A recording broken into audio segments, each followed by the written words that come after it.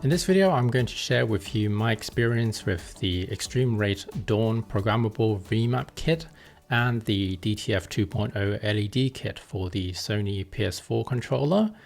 Right off the bat, I want to make it clear that eXtremeRate, the company, did send me these two kits for this review, but I'm not paid or sponsored otherwise to say anything in this video.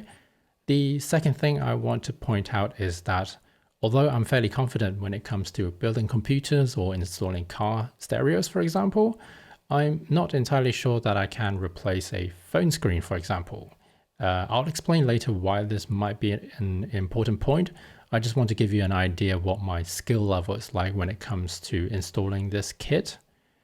Now then, the programmable Remap Kit, as the name suggests, replaces the back grip and gives you 4 additional programmable back buttons, which can be remapped to any of the buttons on the controller.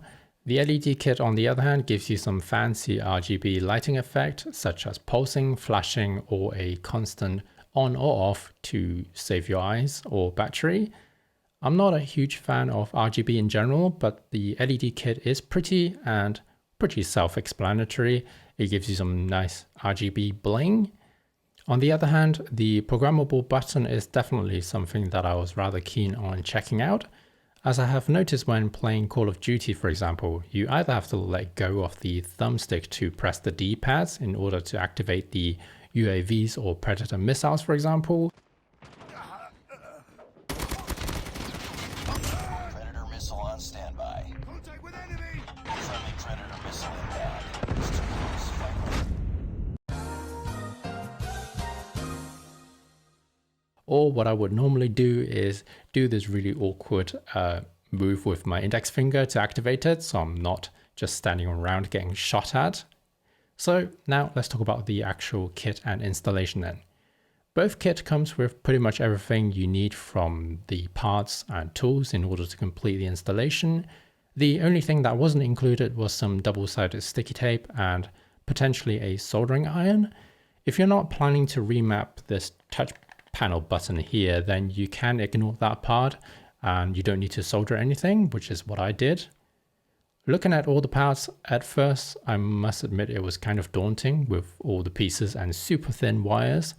I took my time following the included written instructions and watched through the helpful step-by-step video on the eXtremeRate's YouTube channel. All in all, installing both kits took me a few hours, but that does include filming for this video. So I just double checked everything along the way as well, so that slowed me down. My thoughts on the install process is that everything fits perfectly. I mean, literally, in some places there was like 0.1 nanomillimeter of space.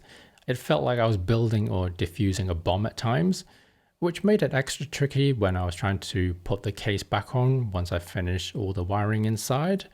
But luckily I didn't break anything and it worked straight away after I finished the mod. But here's where I thought I would give you my conclusion for this video, but unfortunately things don't go smoothly sometimes, and this is what happened. It worked straight away the moment I put everything back together, so I thought that was it. Even the next day I managed to play a few hours and the RGB was, working fine, flashing away, and the back button was working fine as well, without me having to do my weird gymnastic move with my index finger. Unfortunately, over the next few days, I started to experience this weird issue where the controller would just randomly shut off. At first, I thought it might be the battery, so I recharged it and even tried connecting it to a power source, but it just didn't work. It just kept on randomly disconnecting and turning off. To be honest, eventually it was just getting worse and worse. I took it apart multiple times to recheck all the wiring from start to finish, literally, but yeah, I couldn't get it to work again for some reason. At the end, I had to remove everything. So as you can see now, it's back to normal, back to its standard form, and it's working fine again.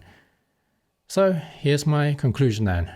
This one is a little bit confusing. On one hand, I really like the kit and I'm amazed by the precision of the parts and how everything did fit together perfectly, with all the tools included and resources to help you out along the way. But on the flip side, the kit simply wasn't reliable at the end, for me at least, for whatever reason. Now, I want to make it really clear is that I'm not suggesting that there's anything wrong with the parts. There is a high probability that I have broken something or done something very stupid along the way when I was installing it, which I would happily admit that it's my fault in that case. There are thousands of other reviews on the Amazon page, with most of them being very positive reviews, to be honest. So it is entirely possible that I have messed up somewhere. So my final advice is, if you do decide to purchase one of these kits, just make sure that you read all the instructions, watch all the tutorials, and just be very, very careful with those thin wires when installing. And I wish you all the best with the mod. Anyway, this is it for today's video. I hope you found it useful or interesting in some ways. If you did, I would really appreciate it if you could give me a thumbs up. It would help me out tremendously. A huge thank you for watching as always. My name is Joe, and hopefully I'll see you again in the next video.